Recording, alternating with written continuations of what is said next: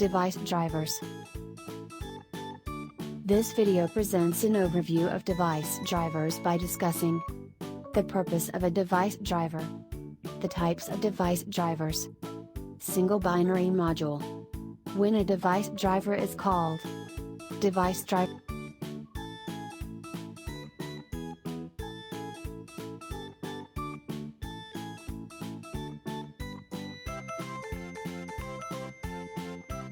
The purpose of a device driver is to handle requests made by the kernel with regard to a particular type of device. There is a well-defined and consistent interface for the kernel to make these requests. By isolating device-specific code in device drivers and by having a consistent interface to the kernel, adding a new device is easier. Types of device drivers. A device driver is a software module that resides within the Digital Unix kernel and is the software interface to a hardware device or devices. A hardware device is a peripheral, such as a disk controller, tape controller, or network controller device. In general, there is one device driver for each type of hardware device. Device drivers can be classified as block device drivers, character device drivers, including terminal drivers, network device drivers, pseudo device drivers. The following sections briefly discuss each type.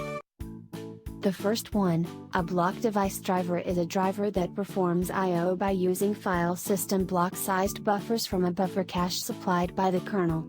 The kernel also provides for the device driver support interfaces that copy data between the buffer cache and the address space of a process.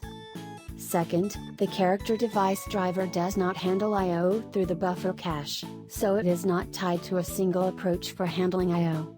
You can use a character device driver for a device such as a line printer that handles one character at a time.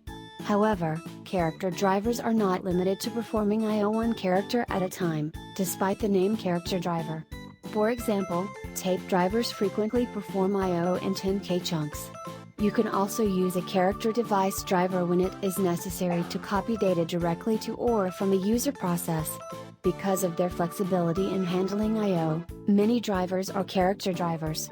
Line printers, interactive terminals, and graphics displays are examples of devices that require character device drivers. A terminal device driver is actually a character device driver that handles I/O character processing for a variety of terminal devices. Like any character device, a terminal device can accept or supply a stream of data based on a request from a user process. It cannot be mounted as a file system and, therefore, does not use data caching. Third, the network device driver attaches a network subsystem to a network interface, prepares the network interface for operation, and governs the transmission and reception of network frames over the network interface. This book does not discuss network device drivers. But not all device drivers control physical hardware.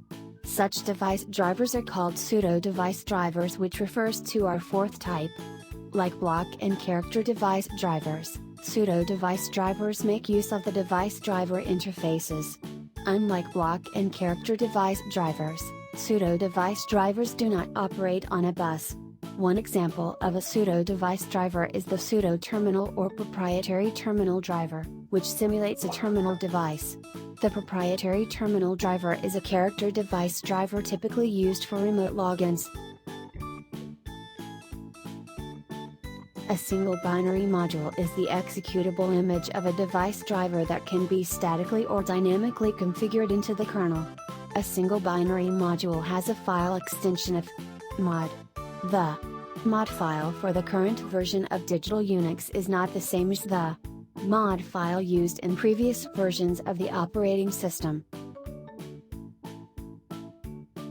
When does a device driver is called?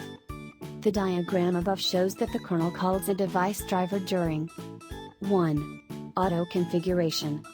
The kernel calls a device driver, specifically, the driver's probe interface, at auto configuration time to determine what devices are available and to initialize them.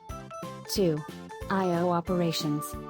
The kernel calls a device driver to perform I/O operations on the device. These operations include opening the device to perform reads and writes and closing the device. 3. Interrupt handling. The kernel calls a device driver to handle interrupts from devices capable of generating them. 4. Special requests. The kernel calls a device driver to handle special requests through ITIL calls. 5. Reinitialization. The kernel calls a device driver to reinitialize the driver, the device, or both when the bus, the path from the CPU to the device, is reset. 6. User level requests.